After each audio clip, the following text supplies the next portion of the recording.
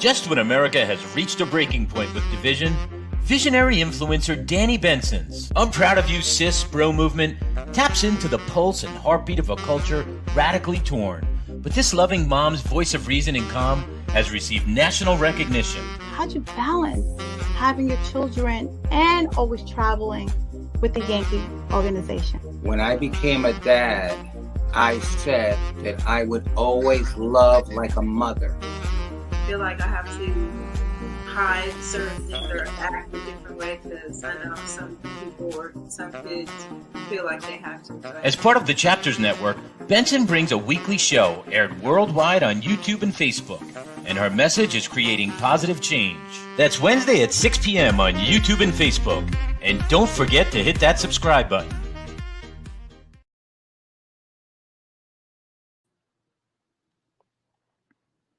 Hey, happy Wednesday, everyone. How is everyone doing today? I want to wish everyone a happy holiday. I know people are celebrating Ramadan. Passover is this Friday, the start of Passover, and it is Easter week.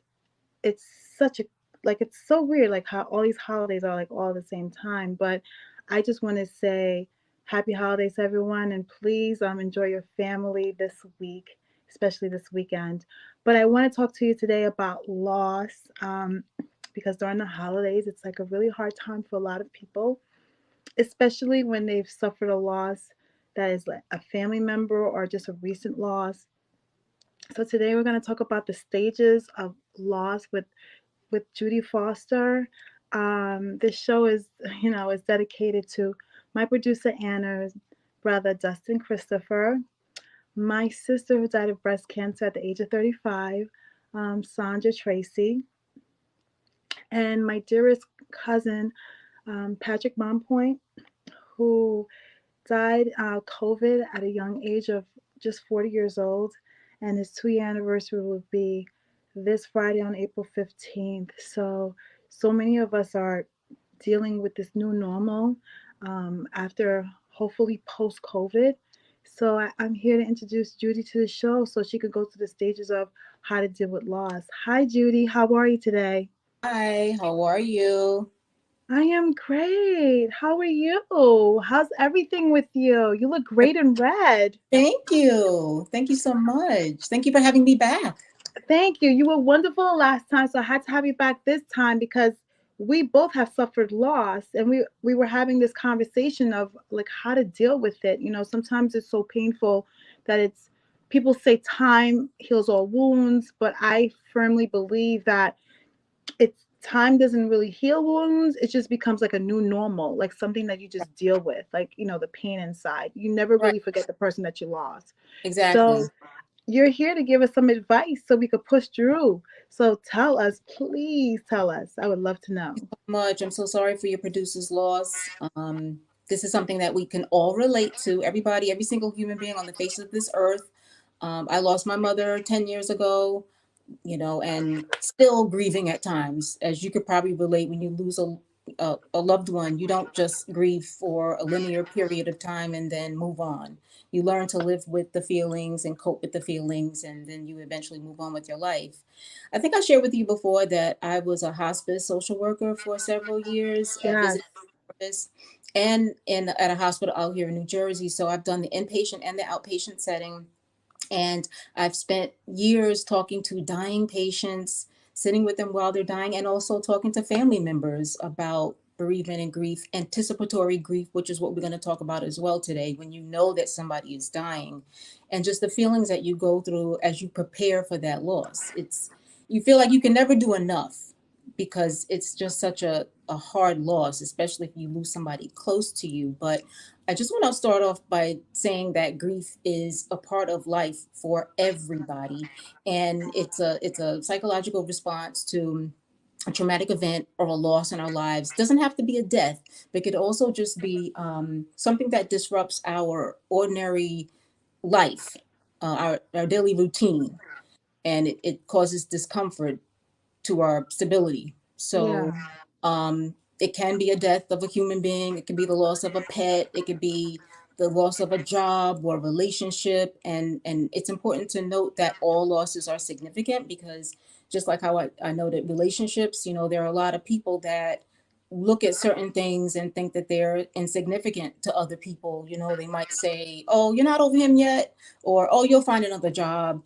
And so this is what stops people from wanting to show their emotions when they're going through something really difficult. We can't minimize what somebody else is going through, because we Yes. each react to loss differently. Because you So know why? Everyone's feelings are valid. yes, Everyone. So ex- it might be minute to you, but that doesn't change the fact that it's important to that person. So please exactly. respect anyone who's going through any type of loss. Exactly. And we all grieve in different ways. That's the other thing. Some people are very stoic after a loss, and then some people are very emotional when they lose somebody. And we talked about this before, about going to therapy and crying, and just how society, really makes people feel like you can't express yourself because it's a sign of weakness if you are crying or if you go to therapy. And it's just the opposite, because if you don't let these feelings out, they're going to build up, and then they're going to come out in some other way. And so And when most we times when it comes out, it comes out in a way of something negative. So exactly, exactly, especially with kids, because I think kids, can show a lot of irritability and anger when they get hurt, because they don't know how to show it just yet. and sometimes I think humans too, you Yes, know, sometimes that's why they always say, try to be kind because you never know what someone's going through. that's right. Because we uh, don't know, because I might be smiling right now and look super happy, but deep inside I might be dying. And I'm just exactly, trying to maybe just do this show just to get through this show. And as soon as I turn off you know, the camera, I'm in the corner crying. So exactly, we don't know what people are going through. So, the message today also, because it is the holiday season, please be kind to anyone and everyone that you're meeting, because you don't know what they're going through. that's A lot right. of people don't put their feelings on their sleeves. So just assume that if someone is having a bad day, just don't take it personal. Exactly. I mean, there's no right or wrong way to grieve. People just need to do what they need to do for themselves. They can be stressed out, have anxiety, be anger, be sad. It's waves of feelings that you're going to go through for months, could be years sometimes. But, there is a process, and we'll talk about the 5 stages of grief, because it's a process that you go through when you lose a loved one, or you just suffer some type of loss. And it's really important to finish all of the stages of grief so that you can fully move on with your life, and process your healing and feel like you are healed when afterwards, after the 5 stages of grief. And that's interesting because my producer, Anna, hi Anna, she's one of the best producers on this earth. She A lot of people do this. Like a lot of people give you like a timetable on your grief of Yes, loss.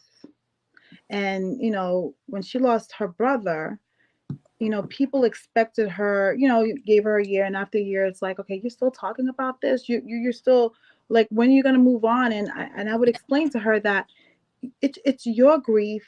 You take your time and you let the process, trust the process. And when it's time for you to smile again, it will happen. But no one has like a clock. Nothing is set to say, okay, a year from now, you should be at this place. No, everyone has a different like marathon race that they're dealing with when it comes to grief. Some people get over grief the next day, like 2 days from now, they're like, right, okay, I'm fine. And other people take years. So that doesn't make you, something is wrong with you if it's taking you a long time. exactly, exactly. You have to listen to yourself and not let other people judge you or put you on a timetable, of where you should be, because nobody else can relate to that. Um, So I'm going to go over the 5 stages of grief. The first Yes. one being denial, because think about when you first hear that somebody's gone or you lost a job or whatever, you are in denial, which is a defense mechanism that acts as a buffer when you have unexpected, shocking news happen to you. And you don't want to believe it because it hurts to accept a loss. So you don't want to believe it. You're in denial and you won't believe it. Sometimes people don't believe it till they see their loved one's body in the morgue. Um, so denial is the first stage, and anger is the second stage, where after we realize that there's a loss, we're angry.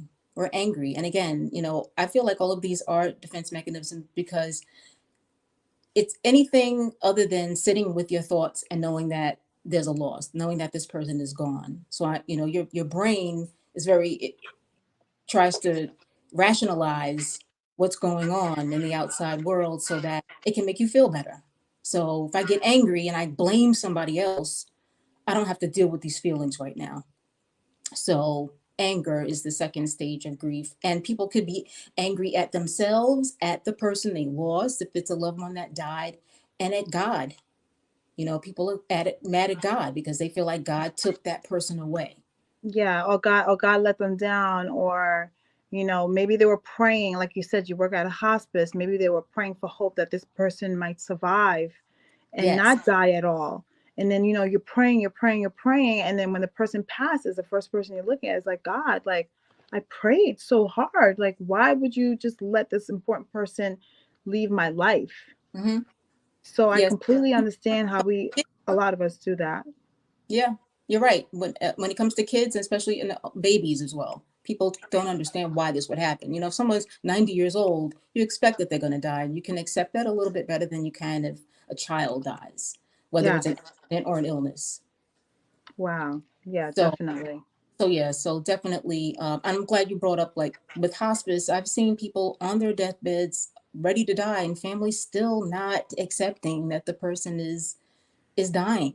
You know what? Because I was asking you, I was like, how can you even do? You're an amazing person. That's why I say I'm proud of you, sis, because how do you even work in a hospice and actually watch people slowly die? Like, how do you rack it in your brain to make it okay where you don't freak out? Yeah, it's not a job for everyone. A lot of my social work colleagues say that hospice is not an area they could work in, and I didn't think I could work in it either years and years ago, but it wasn't until after my mom passed. And she actually passed before she could go into hospice. And when I went through that with her, it made me want to help other people go through what I went through, because my mother had a terminal illness for several years. So it was a lot of anticipatory grief that I was going through, denial also. And so when I went through that with her and was able to get through it, I wanted to help other people get through that as well. And it is very difficult because I've been with people when they've actually passed, and I've been with family members who are distraught and besides themselves, and it's really, really difficult. So not everybody can do that. There's so many different facets in social work, and it was just something that I enjoyed because I really loved being there for people and helping them get through the healing process. But thank you for asking. Yes. So okay, so after anger, what is the next stage? So now is bargaining, which is trying to negotiate to get the person to come back, whether it's from a death or a loss of a relationship. And a lot of times people bargain with God. If you just bring them back, I'll do this. If you Really? get this job back, I'll do this. And it's just another part of the brain trying to rationalize, to keep the pain away for as long as possible. I don't want to Because accept yet the person is because gone. I guess the brain is trying to not Yes, want to yes, understand that this is going to be if it's a death, it's a permanent thing. You exactly. know. Exactly. It's upsetting. It hurts. And nobody wants to feel that. So the brain is trying to still keep hope alive that something can happen and this person can come back. And what's the next stage after bargaining? Next is depression, which is where Wow. we accepted the loss and we're now feeling sad about it. We are feeling depressed about it. We're having trouble eating and sleeping, and we have a depressed mood for most of the day because we have accepted almost, because the last stage is acceptance. We're about to get there. So we're about to say, okay, I accept it. Fine. I have to live my life. And you mentioned the new normal, because that is what happens when we lose something, or a loved one. Is now it's the new normal. How do we cope without this person in our lives anymore? How do we go on, especially if it's a partner? Um, we kind of expect our parents to pass before us because that is the natural order of things, but we don't But you expect. know what? Even though you expect your parents to pass, it still doesn't make it easy because you're so used to them, just being there for you. I wanna pay my respects to Nick Storm. Nick Storm, he just lost his mom, And I know how it feels to lose a mom. There's nothing in the world.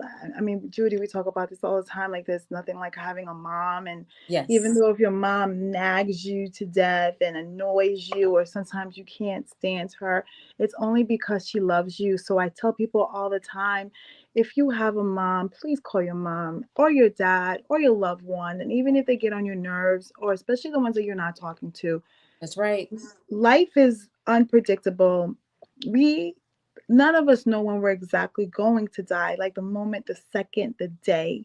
And I tell people all the time, please, if you have any grudges, before you have to go through all these stages, please offer your forgiveness or ask for forgiveness, say you're sorry, love and hug, because it breaks my heart when the person actually passes and the person is looking at that person and wished, oh, I had so many things I had to say to you and I didn't say it.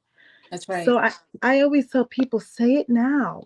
That's right. And people, we say this and people still don't do it. I mean, life gets in the way. We're all busy and we expect, because no one expects to die. It's like we know we're going to die, but we are in denial of that it's going to happen. It can happen anytime. And so, because I knew my mother was dying, we were able to have those talks. But when people die in accidents and things are unexpected, or even just diagnosed and then die quickly, you don't get that chance. That's why you should be doing it now. You should be saying all those things now. Because Um, tomorrow is not promised. I know it's so exactly. corny when we say this all the time, but it's really not. Like, we Right. don't know. We take life for granted so much that we think that we have all this time. Right. And the irony is we don't even know how much time we really have left. That's right. And especially when something like COVID happens, look at what happened. People lost multiple people. Family members lost sisters, brothers, mother. I mean, there were so many people that had to deal with multiple loss and not being able to be with them in the hospital, not being able to have funerals in person. I think there's just so many other facets to this that we have to deal with, on the spur of the moment. We just don't know. So when And you so when with you I'm sorry, go ahead. Well, I was going to say with the stages of grief, just to note that they don't have to be in a linear fashion. You can go in and out of the stages and go back to being depressed and going back to denial sometimes, even if you're past in the acceptance stage. Yeah, because I was going to ask you that, can those stages be interchangeable? Because, sometimes you go from denial to, depression, and then you get angry after you depress because you're like, so it's good to know that, this is not, it's not like an exactly 1, 2, 3, 4, 5. Like, everyone processes those stages differently. Yes. And processing them in a healthy way. I tell people try to avoid drugs and alcohol when this is happening, because all it's doing is covering up. You're not going through the healing process and allowing yourself to heal if you're doing drugs and alcohol or using something else as a quick fix. It's a pill people think they can just take, and I'm over it. And I don't want to deal with it because it hurts. But you can't do that, unfortunately. You can, but what happens is a year later, I don't care if it's 10 years later, it's going to come back at some point if you bottle it up and don't let your emotions just naturally come out, which includes crying and other things. I mean, I wish every day I wish a pharmaceutical company could just make that pill that can just cure a heartbreak, just like they make Alka-Seltzer to cure, to help with your heartburn. I wish they can create a pill that can deal with your heartbreak, because loss is just so, it just takes a toll, out of you. It's just an emotional thing, especially when you're never going to see the person again, or especially when this is final. So it's not only a death, it could be a divorce, it can be a separation of a relationship, it could be, you've had an argument and you decided you're going to go separate ways. Loss is something that you need to go to therapy and talk about if you are finding it hard Yes. to, not to say move on for the grief, but actually functioning through your day. Right. If it's changing your function through your day, I think more. I think on a DSV-4, the psychologist book, if it's more than 2 weeks or something like that. Mm-hmm. Right. And that's important to differentiate between depression and bereavement, because we know why we're in bereavement. But depression, you could just have a chemical imbalance, and there are other criteria of, feeling worthless and suicidal for 2 weeks, and it interfering with your daily living. Um, so two different things, but bereavement can lead into depression. It's just that you Depression. be impaired for a period of time for clinical depression to be diagnosed with someone. So, and you brought up the holidays too. Mother's Day is coming up, and other Ugh. holidays. People go Father's in. Day is coming up. It's just, and these holidays come up year after year after year, and it's like you miss these people, your loved ones, so much. And I just wanted to like ask you, what can you do to prepare yourself for loss? Is there anything that you can do? Like, I'm all about preventative, like, not that you could prevent the loss, but is there anything that you can do to just maybe accept it? Because one thing I know is we're all going to die.